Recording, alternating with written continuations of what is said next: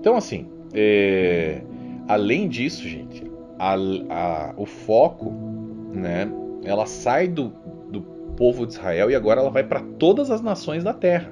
Então, essa nova aliança é muito melhor do que a antiga aliança em todos os sentidos, mas assim, também porque agora ela não está restrita a um povo. Agora é para o mundo todo. Deus derramou a graça dele na terra, tá? Então é muito importante que a gente tenha esses preceitos, essa mudança de preceitos, de leis e de regras para princípios, etc., para que a gente possa entender que o que foi ensinado pela Igreja Adventista para nós, a nós, estava completamente errado, completamente equivocado, assim, um negócio absurdo, tá? Bom, os 4 evangelhos, gente, eles trazem os relatos ali da história de Jesus, né? E também esse momento de transição ali é, é, da época do ministério de Cristo, da antiga aliança para a nova aliança. Então, esse período ele se iniciou com o batismo de Cristo por João Batista e ele termina no Pentecostes, como a gente falou ali, com o derramamento do Espírito Santo. Então vamos ver o que a Bíblia diz sobre isso. Olha lá.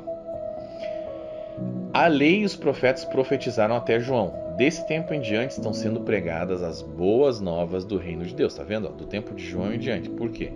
Porque ele começou a proclamar, abrir o caminho para Cristo, mas porque ele batizou Jesus.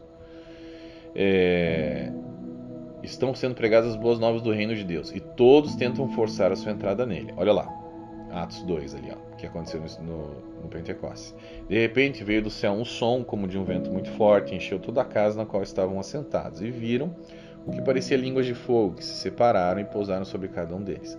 Todos ficaram cheios do Espírito Santo e começaram a falar em outras línguas, conforme o Espírito os capacitava. Atos 2, 2 a 4. Bom,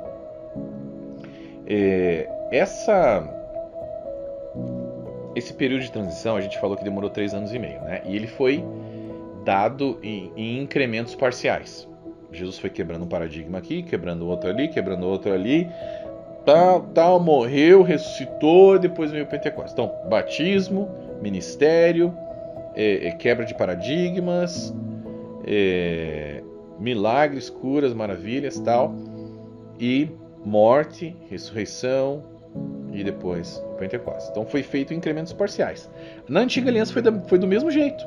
Do mesmo jeito, tá? Só que foi por um período maior, mas assim, foi também dado em incrementos parciais. Por exemplo, a Páscoa, o Pesach, né?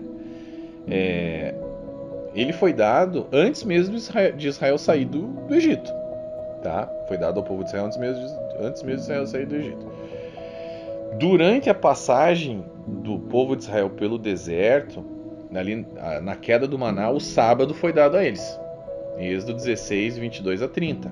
Tá? No Sinai, foi dado um conjunto de leis, né?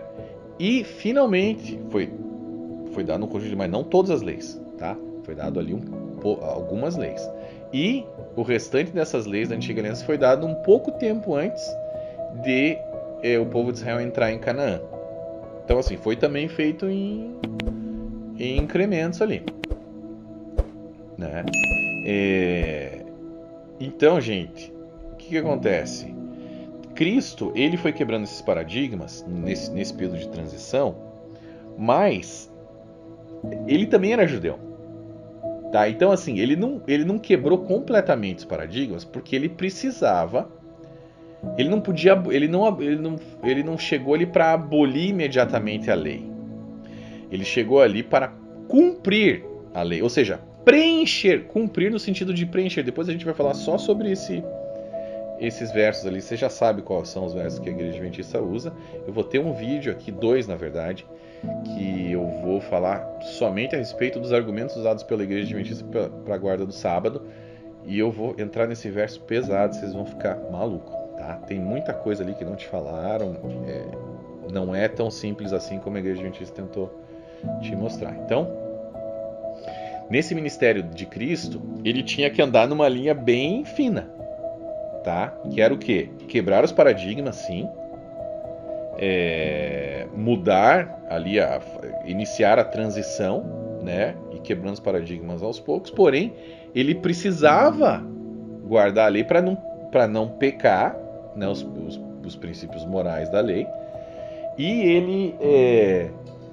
ele também, pelo fato dele ser judeu. Então, assim, se ele chegasse, digamos assim, né, com o pé na porta já, quebrando tudo e quebrando todos os paradigmas de uma vez, ele ia perder a influência dele sobre o povo israelita.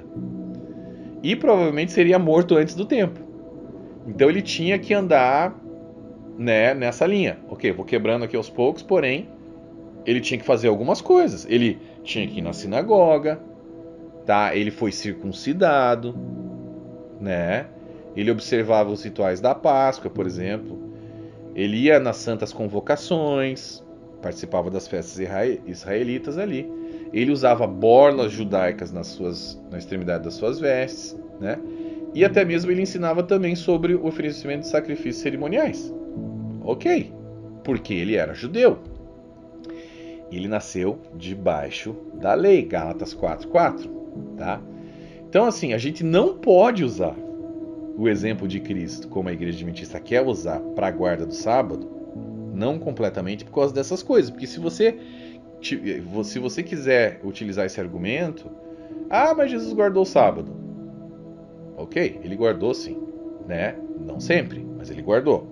Ele guardou até a hora de não guardar mais, que ele começou a quebrantar o sábado. Mas a gente vai entrar nisso aqui daqui a pouco.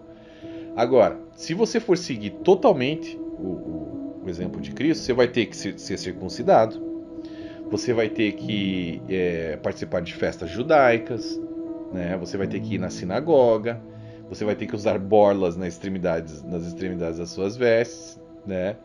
E também oferecer sacrifícios cerimoniais, típicos da antiga aliança. Então você entende que não funciona?